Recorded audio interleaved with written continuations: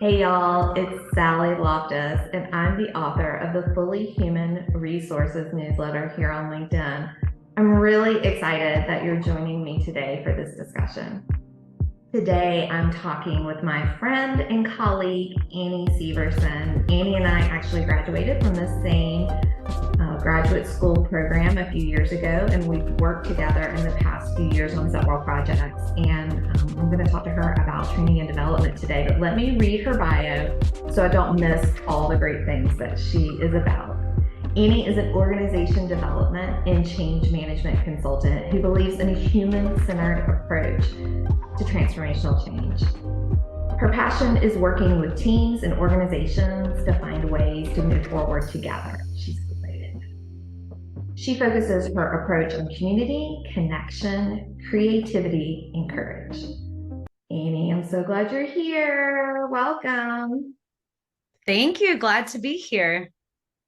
So, Annie, as I said, the theme of this newsletter is fully human resources. And I use this term because I feel like I see so much humanity either being sucked out of the workplace or even like people have to check parts of their identity at the door when they come into the workplace.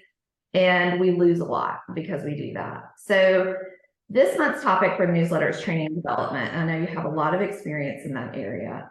So, my question is how can we bring humanity into the training we need for our jobs? I love this question because I think about all the trainings that I've been in where it was just about getting through the checklist of the content that we needed to understand. But the one thing that often is missed is bringing the wisdom of the humans in the room into the conversation. And so I think it's really important to acknowledge that we all bring this set of life experiences, work experience, knowledge, wisdom, things that we feel passionate about to wherever we are. And adding that or considering that when we're training with a group of people, I think is really important. That was a great answer, Annie. Thank you. And it kind of leads to my next question, which is that I hear a lot of people saying they feel really overwhelmed right now. I think in general in life, but also at work, just because everybody's had to navigate so much change in the last 3 years. So I guess my question is, what are some of the skills that each of us can build to navigate change well? I get asked this question a lot because I work in change management. I think the first thing I would say is that we sometimes don't acknowledge that we deal with change all the time, every day. Like the one question I like to ask is like, think of the last time that something turned out the way that you thought it would.